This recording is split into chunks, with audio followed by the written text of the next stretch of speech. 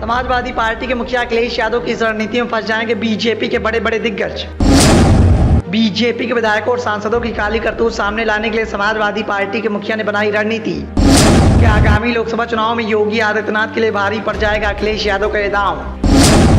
आगामी लोकसभा चुनाव में बीजेपी और समाजवादी पार्टी के बीच में देखने को मिल सकती है जोरदार टक्कर। आगामी लोकसभा चुनाव को देखते हुए समाजवादी पार्टी के मुखिया अखिलेश यादव ने तो ऐसी रणनीति बनाई है जिससे कि भारतीय जनता पार्टी का चोला ओढ़कर सांसद और विधायक के पद पर जनसेवक के रूप में तैनात नुमाइंदों की काली करतूत भी जनता के सामने आ जाएगी। कुछ इसी कड़ी में मजबूती से सामने खड़ी भारतीय जनता पार्टी से पार पाने के लिए समाजवादी पार्टी ने अब उसके मजबूत किले की कमजोर कड़ियां तलाशना शुरू कर दिया है। वह भारतीय जनता पार्टी और उसके सहयोगियों वाले संसदीय क्षेत्र में अलग अलग ब्लूप्रिंट तैयार करवा रही है। इसमें खास बात यह है कि ज्यादा जोर वहां पर दिया जा रहा है जहां भारतीय जनता पार्टी या उसके सांसद की नाकामी का हिसाब लगाने और उसे जनता के बीच ले जाने में आसानी हो रही है। इसके साथ ही सियासी तौर पर समाजवादी पार्टी के लिए जीत की संभावनाओं का भी पता लगाया जा रहा है।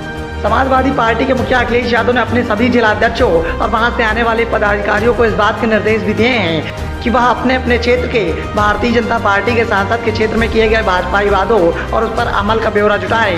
समाजवादी पार्टी के पदाधिकारी अब संसदीय क्षेत्र की बड़ी आपराधिक घटनाओं, बेरोजगारी की स्थिति, विकास कार्यों की बहाली की स्थिति को जानने के लिए सक्रिय हो गए हैं। जानकारी के मुताबिक ये भी बताया जा रहा है कि समाजवादी पार्टी के मुखिया अखिलेश यादव के साथ शिवपाल व रामगोपाल के साथ साथ अन्य नेता भी चुनावी दौरों में हर सीट पर भारतीय जनता पार्टी के खिलाफ पहले से रिपोर्ट को जनता के सामने रखेंगे और बताने की कोशिश करेंगे कि भारतीय जनता पार्टी के नेताओं ने ये वादे किए थे लेकिन इन वादों पर कोई भी अमल नहीं किया।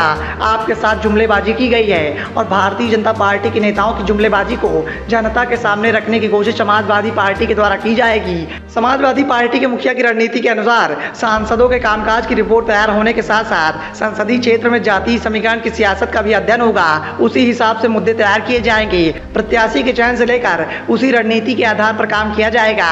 इस बार प्रत्याशी के चयन के लिए भी समाजवादी पार्टी ने अलग से योजना बनाई है। इसके लिए 3 नाम का पैनल जिले से भेजा जाएगा। बताया जा रहा है कि इस बात पर भी निगाहें रखी जाएंगी कि भारतीय जनता पार्टी के कौन से दमदार चेहरे टिकट कटने पर समाजवादी पार्टी का रुख कर सकते हैं। लगातार जिस तरह से आगामी लोकसभा चुनाव को देखते हुए समाजवादी पार्टी के द्वारा रणनीति तैयार की जा रही है उसने कहीं न कहीं भारतीय जनता पार्टी की नींदें उड़ाने का काम किया है। और यदि अपनी इस रणनीति में समाजवादी पार्टी के मुखिया अखिलेश यादव कामयाब होते हैं तो जाहिर सी बात है कि सूबे के मुखिया यानी मुख्यमंत्री योगी आदित्यनाथ के लिए आगामी लोकसभा चुनाव में जीत का डंका बजाना आसान नहीं होगा। Bureau report the noise.